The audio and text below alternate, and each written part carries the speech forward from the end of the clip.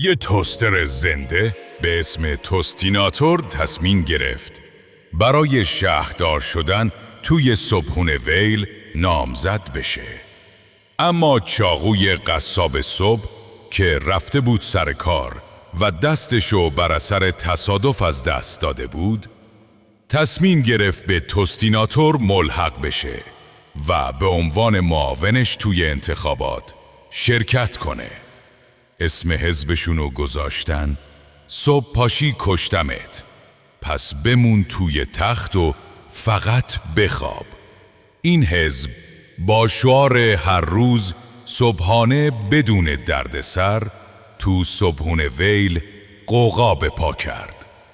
هر روز مشتریهاشون توی کافه زیاد میشد، تا یه روز که خانوم قابلمه با 2 دخترش ماهیتابه و کاسه از در وارد شدن. خانوم قابلمه با ابهت تمام و ماهیتابه و کاسه که مثل سایه دنبالش بودن، یه دفعه وسط کافه داد زدن: ما اومدیم صبحونه ویل رو متحول کنیم.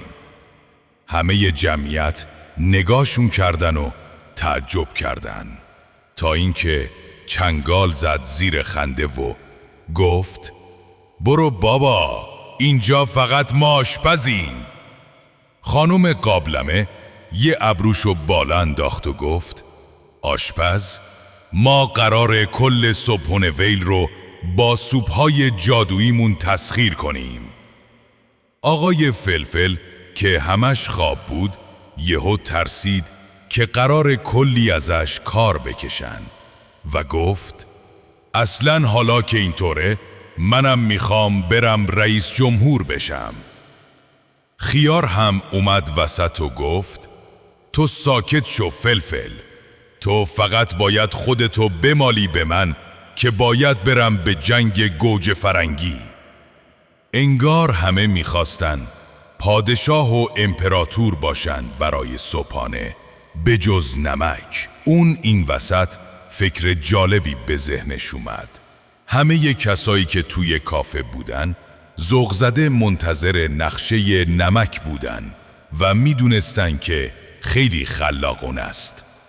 نمک با یه لبخند مرموز گفت: ما یه جشنواره بزرگ صبحونه راه میندازیم که هر کی هر چی دوست داره بپزه، ولی همه چیز باید یکم مزه منو داشته باشه.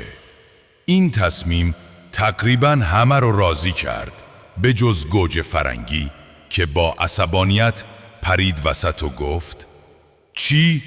من توی سالاد خودم ستارم، چرا باید مزه نمک غالب باشه؟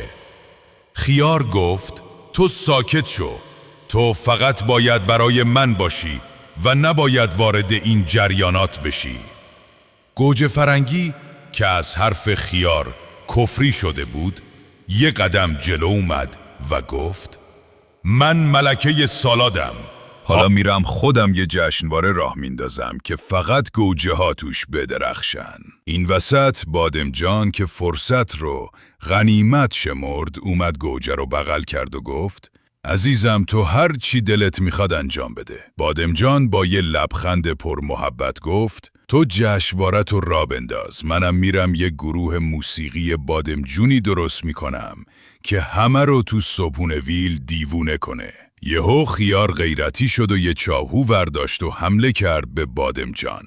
خیار با چاقو پرید سمت بادمجان و فریاد زد: بادمجان تو دیگه با گوجه چی کار داری؟ ولی بادمجان یه جا خالی داد و گفت: آروم باش داداش، من فقط حامیم. خیار و بادمجان وسط کافه چنان دست به یره شدن که بشقابا و لیوانا به هوا پرت شدن، تا اینکه خانوم قابلمه با یه سوت بلند گفت: بس کنین وگرنه هر دوتونو تو سوپم میریزم. کدو که اینو شنید گفت: تو فقط منو بریز تو خودت نفس، و با یه لحن موزیانه یه لبخند تیزی تحویل داد. کدو با اون لبخند موزیانه به قابلمه چشمک زد و گفت: فقط منو تو سوپت بنداز، قول میدم همه صبحونه ویل عاشق تومت بشن. خیار و بادمجانم از تعجب خشکشون زد.